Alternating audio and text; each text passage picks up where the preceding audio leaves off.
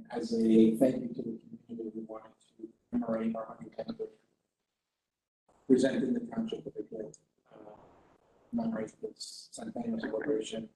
And we found nothing more meaningful, more memorable than, unfortunately, we had the tragic anniversary at 11/23. Myself at the time, high school, here in Middletown. We just thought the library's role and mission is always to preserve our history, embrace our present, forward to our future.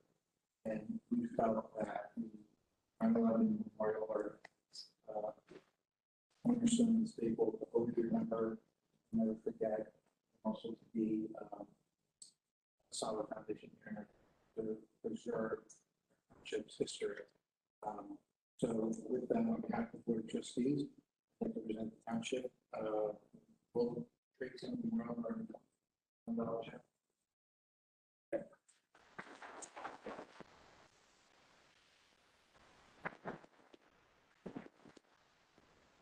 You guys sitting bigger than mine.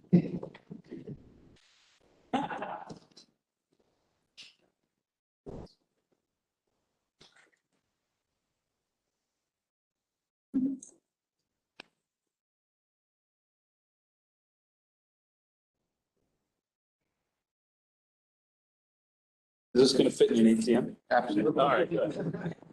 Thank you. Appreciate it. I'm going to hand that over to our CFO. Yeah. Goes to Phil Bowers. I heard that. I'm just handing it to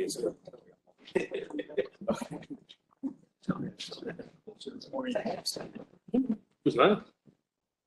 I just put it under there for now.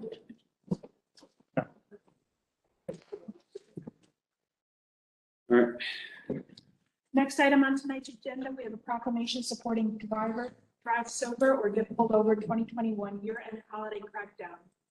That was for the record.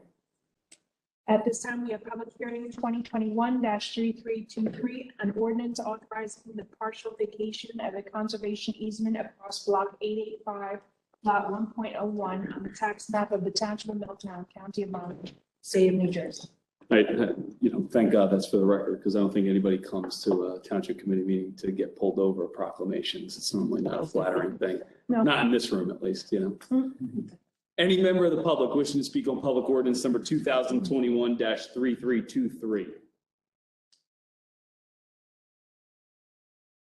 Seeing no member of the public stepping forward here at Town Hall. Any member of the public wishing to step forward to speak on public ordinance number 2021-3323, use the raised hand feature. Seeing no members of the public stepping forward, move to close the public portion and approve. Seconded. Committeeman Clark. Yes. Committeewoman Kratz. Yes. Committeeman Sedambrino. Yes. Deputy Mayor Hybel. Yes. Mayor Perry. Yes. Motion carries to pass this ordinance on first, second and final reading. Our next ordinance for public hearing, we have ordinance 2021-3324, an ordinance establishing fair market value and authorizing and directing the acquisition of properties located in the Township of Middletown, designated as Block 136, portion of Lot 7, Block 265, portion of lots 31.03, 31.04, 62-68, and block 70. Block 276, portion of lot 77.01, 77.022, 77.03, and 78. Block 133 and portion of lots 11 and 12, block 136 and portion of lot 5, block 137, portion of lot 2.06, block 139, portion of lot 7, block 26, portion of lot 2.01 by purchase or eminent domain. Any member of the public wishing to speak on public ordinance number 2021-3324. This is for the Port Monmouth Flood Control Project. Seeing no members of the public stepping forward, anybody joining us via Webex that would like to speak on public ordinance number 2021-3324 with regards to the Port Monmouth Flood Control Project. Seeing no members of the public stepping forward, move to close the public portion and approve. Second. Committeeman Clark. Yes. Committeewoman Kratz, Yes. Committeeman Sedambrino, Yes. Deputy Mayor Hybel, Yes. Mayor Perry. Yes. Motion carries to pass this ordinance on second and final reading. At this time, we have introduction of proposed ordinance 2021-3325, an ordinance providing funding for sidewalk improvements throughout the township of Middletown and appropriating $235,000 for such purpose. Motion to introduce. Second. Committeeman Clark, Yes. Committeewoman Kratz, Yes. Committeeman Sedambrino, Yes. Deputy Mayor Hybel, Yes. Mayor Perry. Yes. Motion carries to pass this ordinance on first reading with a public hearing to be held December 20th, 2021.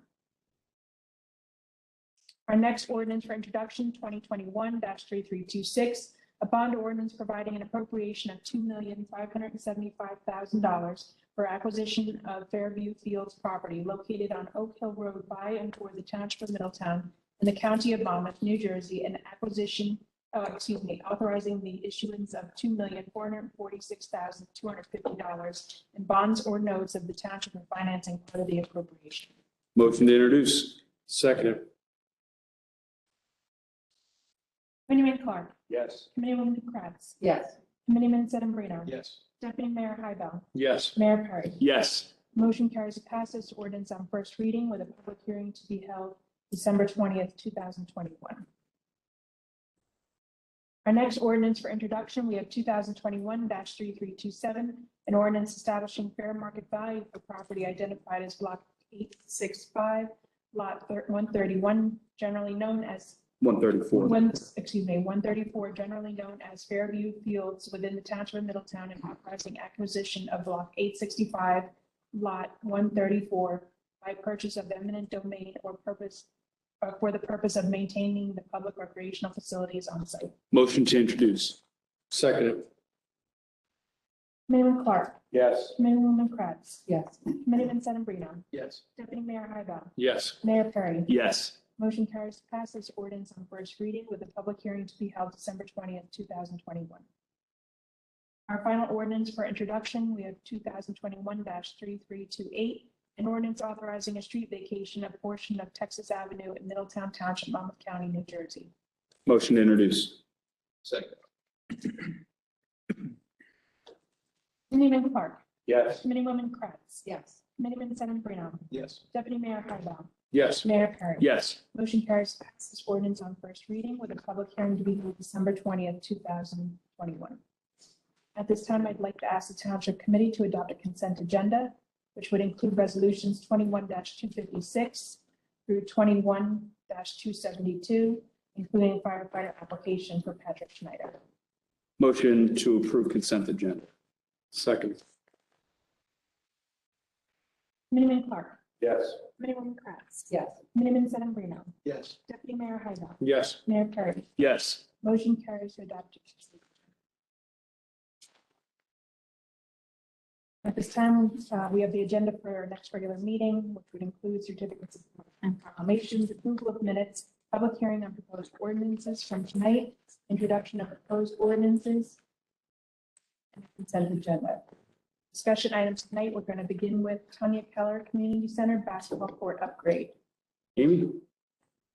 While Amy's coming up, just so everyone's aware, one of the things we discussed recently at the department head meeting was going back to a system we used to use where we're going to try to encourage more departments to come each of our workshop meetings to let you know the projects that they're working on, so that if things are going to be happening, you know about it, rather than hearing about it outside, you hear about it from the department that's actually in charge of the project. So we're starting that tonight, and we're going to hopefully continue it in future meetings. So this discussion item is just highlighting some improvements being planned at Tiny Community Center located in Middletown. In 2019, we reprogrammed some of the CDBG funding to fund the public facility improvements. And I'm happy to share with the committee that the project will be going out to bid very soon for the resurfacing of the basketball court, which is heavily used by the community. And so the basketball court will be resurfaced. There will be drainage improvements, grading, curbs, new uprights and backboards, benches, shady trees, and there are some alternate items that we will include in the bid if there is enough funding. We'd like to add some fun striping, additional line, I guess, on the tour to accommodate Foursquare, hopscotch, like the maze obstacle area, additional trees and benches. And also some fencing along Bergen Avenue, also into the street. This project will help, readily serve the community. Yeah. Amy, good job. I think this is a really important project. It is a heavily used basketball court and recreational facility. And not only is it used by the general public, but obviously there's programming that the township has at this facility that would also be able to utilize the basketball court and any further expansion we do of those courts themselves with regards to the preschool that happens there. So finding that multi-purpose use of these courts and not only improving the safety, obviously, of the facility, but improving the overall usage. To that, we've been successful in the past of striping and having a multi-use dynamic to a lot of our recreational facilities, from tennis and sharing that with pickleball, right? The improvements that we made at Normandy Park allow for different size or different age groups, rather, of the facilities and different 7v7s and all the other 9v9s and everything else all the other ways Tony Mercantante tries to explain soccer to me in whatever way possible. Doing that in a multi-use way and being dynamic like that, I think is very important. So I'm glad to see that this project is moving forward. I'm glad to see that we're taking that idea of expanding it to the next level. So good job. One thing I just want to add is Amy mentioned the source of funding that we're able to use. So I know some of you haven't had that much involvement with community development block grant programs, but Middletown's been involved in that program for many decades. And it's federal funding, CDBG's community development block grant funding. And we have an allocation of funding that we primarily use for housing rehabilitation, which Amy and our staff oversee. So we rehab housing throughout the township for qualified families. But some of the money we're able to program for specific projects. And North Middletown is, generally speaking, the area we utilize that for because it meets the requirements for the HUD requirements for the area's income. And so, for example, some of that CDBG money in the past also went to fund some of the ideal beach improvements. Mm-hmm. That's how we're able to do now a second phase project to Tanya Keller. CDBG also funded the ADA improvements in front of the Tanya Keller Community Center building, the ramp, windows. So we've done a lot with that funding in the community. Yeah. Roosevelt Park, the water fountain, is also CDBG. Which is something that we should, if we can, if it's not too late, look into perhaps if it's not already there, adding to whatever specs we put out. That because I was over there for the Ideal Beach tree lighting a week or so ago over in Roosevelt Park, and I saw the fountain there that has the water fountain for people and water fountain for dogs. And whatever other animals come through there and need a drink of water. So thank you, Amy. Any questions for Amy? No? All right. Thanks, Amy. Water fountain. What? This is the Cadillac of water fountain. It is the Cadillac of water fountain. No doubt. All right. Township sidewalk upgrades. Ted?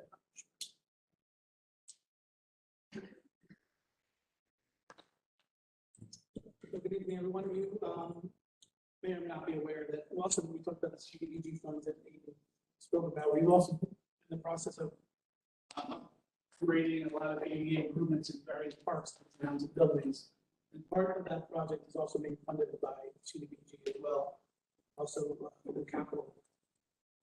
Right now, we have a fully developed capital plan in place for roads, drainage, and sidewalks and curbs that has been designed by T&M Associates. looking to go to bid for that project in early next year, maybe late this year, the bid. And as you know, every capital program we do consists of a lot of projects we've been waiting to do for a long time, paving and drainage problems we have around town. So we're looking forward to get that project out to bid. One of the components of that project is the concrete work, the sidewalk work. And instead of using capital funding for that, our CFO was kind enough to put this ordinance on for you to introduce tonight. Using the funds that are in our reserve, sidewalk reserve, that money comes from when there is a subdivision or another application where sidewalks are needed or are in the interest of the town or not feasible for a project.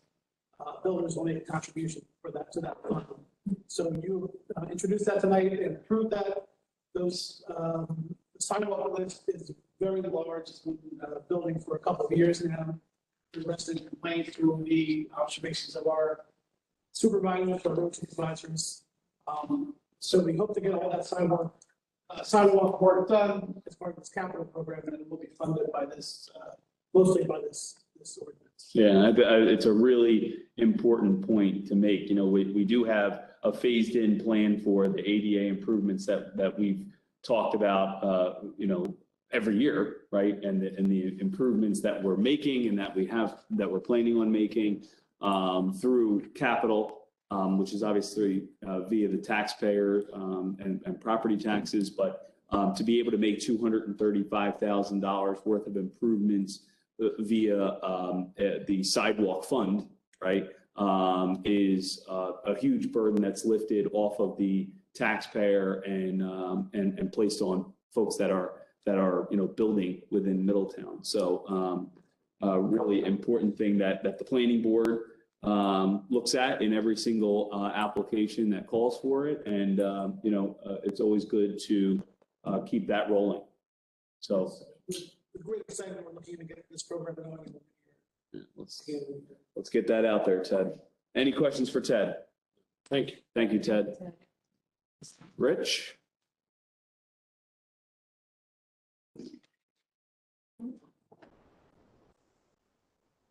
Good evening, Mayor, Township Committee. Thank you. I think something I can talk about pets, puppies and cats. So traditionally, people want to go buy get a cat as a companion. You know, they go down to the shelter, adopt an animal, you know, everything's fine. But then, as the years have gone by, people have thought it's better to maybe go find a pedigree, a purebred, a mix that, you know, they want to call, you know, a specialty that they're looking for. So they end up going to a pet store and they buy dogs. So in years past, since the beginning of time, we have, as a health department, always been able to inspect pet stores, shelters, kennels, pounds for sanitary departments. The local health department is responsible for all sanitary operations and safety of the animals. So as more pet stores opened up and people were becoming, you know, a little bit more out there buying these animals and having complaints because the animals are being bred, whether you want to call it a puppy mill or some of these farms that are out in the Midwest from the USDA inspections, you know, you see, you know, all these undercover commercials and stories out there of how the animals are kept. Well, they come here, you don't see that part. And now you have animals that have congenital defects and they have illnesses and injuries. So the DCA came out with the Pet Purchase Protection Act, which covers pet shops, covers basically the rights of you as a retail Consumer. commodity, consumer, you know, it's commodity, you know, animals. So the DCA comes up and said, okay, well, pet shops will conform. If there's issues, the health department does their sanitary inspections, they'll collect some paperwork and, you know, decide that, you know, animals that are sold or too many have been sick in the year. But the problem is, state also, on the other hand, has a definition of what a pet shop is. Pet shop sells animals, dogs, cats, gerbils, hamsters. But then they also have a definition of what a kennel is. Place that hoards animals as well as selling dogs. So you can legally license in the state of New Jersey a pet shop, sell animals, or you can have a kennel that boards animals and sells dogs. Kennels are not covered in it. So now you have the problem where you go in and buy an animal. Those animals, you look on straight in the eye, temperature, heart springs, laser focus. You don't realize that maybe they don't have the signage up. Because the pet store is required to have certain signage up. Information about the breeder, information about the animal, when it was last immunized, when it was last seen by the vet and checked out. It may not be up there, but you don't see it. And quite frankly, 99% of the time, you get complaints. It's not about that the dog is in sanitary conditions. There's a problem with it afterwards. There's a money issue. And the pet shop basically says, or kennel basically like, oh, you want, we'll just give you your money back. We're going to give you money back. No, this animal's a family. Once that animal comes home, it's a family. You can't get it. So they come back to us and, it's a DCA issue, but they don't have the proper protections when it is not licensed as a pet shop. So we need to take a look, Mr. Mills and I have had some very brief conversations on what can we do? Is something that needs to be done on a local level here in the township? Or should we go back to the state and really just, ask them and kind of knock on doors and doors down saying, you need to address this. For 28 years that I've been doing this work, it hasn't changed. It hasn't gotten any better. Maybe 5 or 6 years ago, one of the organizations asked me to come down, Senator Bozak's office in Britain, to talk to them as boots on the ground, what I see, what I think would make these laws better. They didn't like what I had to say because it was going to make certain groups upset. Breeders that are, on a farm, they have a dream. They don't want to get involved in this because they're a breeding catch. And I think it's gone on too long, and we've had too many complaints. And nobody wants to hear that there's not much we can do about it because kind of out of our realm. But when you think about it, we're the ones accessible. My office, your office, we're the ones that they can call, show up, we're here to a meeting, talk to us. They can't do that at the state. And, you get lost in that. So we need to kind of look at regulations that are out there. If there's something we can do either locally, through an ordinance, through prohibitions, or go and, go to, with the senators, ask for some help, crafting a bill. So I guess we're looking here to kind of give you an update where we are, looking for some suggestions, some direction, but, have some brief conversations and kind of look into what are our options. So the Pet Purchase Protection Act was, I was working for a state senator when this was, when this bill was going through its second phase of changes, and it was going through the Senate Economic Growth Committee, and some of these changes were brought up. There's an issue with the fact that there are definitions for everything, and then another bill comes through and creates a whole new set of definitions for something else, without really understanding what changes you're making. There is obviously a need for the state to act in trying to clear up some of the confusion. I know that the Humane Society of New Jersey has worked alongside some of the major retailers, right, to ensure that animals are taken out of shelters like the Monmouth County SPCA, right?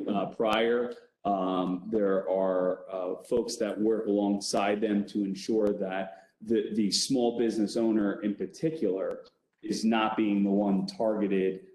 Their business isn't being targeted. It's simply I think a web of bureaucracy that has made this difficult for a lot of people. And I think there's always good in streamlining certain ordinances and state laws and state statutes that and guidelines that come down from departments to create this bureaucratic nightmare.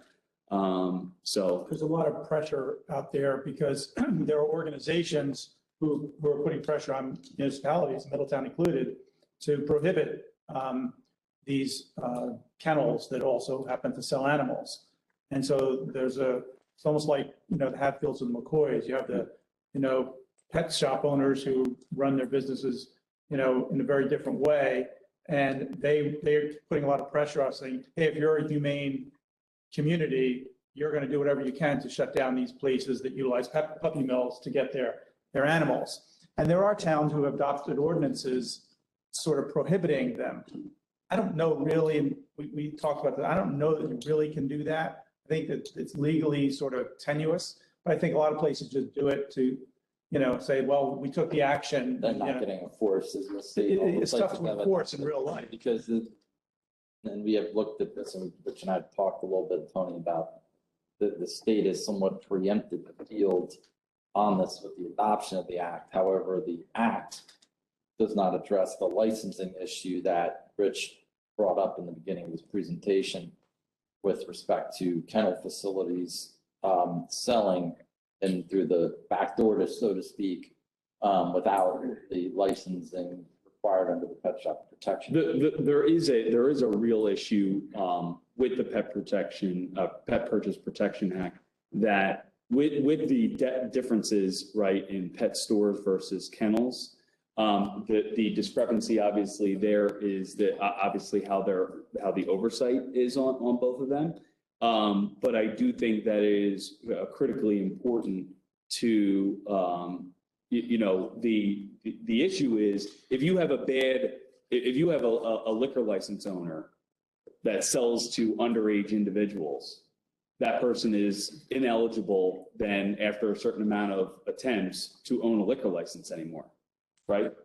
But there is nothing that stops an individual from opening up another pet store just under a different name. So they can continue to be violators,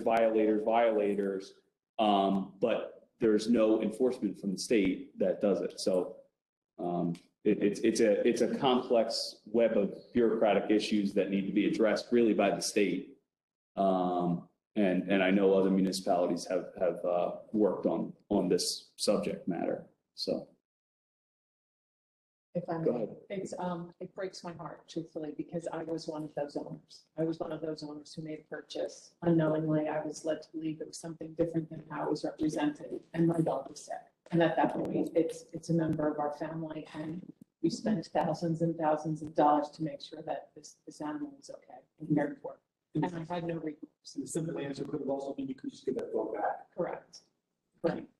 But also, too, it was, under the guise of, medical bills being cared for, and that didn't really happen or pan out. But at that point, like you shared, it's a member of your family. So, and like the mayor also reiterated that these businesses often will just change their name. And in our case, that's what happened. They just opened different businesses under a different name. So I feel your frustration, and I'm frustrated too. It makes me quite sad. So if, it's a shame that, and hopefully at the state level, it will become clear, and maybe that's where really the work needs to be done. So when it trickles down, it's really more clear for municipalities to be able to enforce it. My hope is that at least there's folks going into these places to make sure that the animals aren't sick, because I think that's something that can be done regardless of what the law is current. So at least that's being done. I mean, we championed some upper level, and this is what we model, hopefully we move somebody to, want to make change. Or a few years it pops up where they are, like the Protection Act, maybe we can get our hands in on for the next one. Yes, and it never is a good thing when you see businesses in town being picketed, and that happens often. So I agree, not a great look. So I hope the state will go ahead and make it clear, and things change at that level. All right, any other questions for Rich? All right, Rich, thank you. Township committee comments? All right, Committeeman Sedambrino.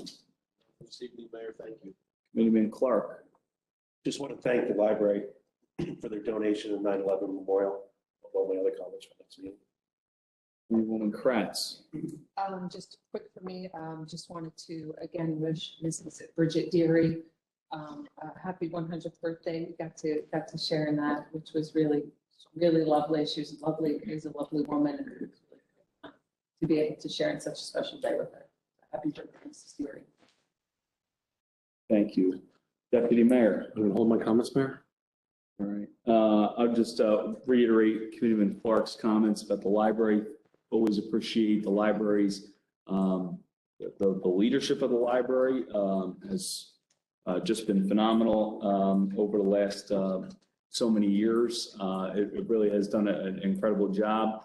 And obviously, as we saw across town today and across America, the United States lost a great statesman and an American hero in Senator Bob Dole 2 days ago, yesterday, and a man who dedicated his life, obviously left Kansas for Italy, lost his hand after he was left to die in battle, and would come home and serve the constituency of Kansas, but run for president and a few times, but would expel a vision that he had for America. And America lost a man of the greatest generation and a true leader. So obviously the flags across Middletown are at half staff in his honor.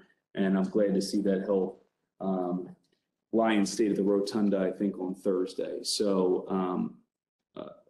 just a rip in the fabric of the greatest generation with that loss. So with that being said, I'll open it up for public comment. Any member of the public wishing to make a public comment can step forward. We ask that you state your name and address for the record. We ask that you keep your comments to 5 minutes. At 4 minutes, I'll let you know that you have 1 minute remaining, and if you can begin to wrap up your comments. I'll start with any member of the public here at Town Hall, and then I will move to the Webex.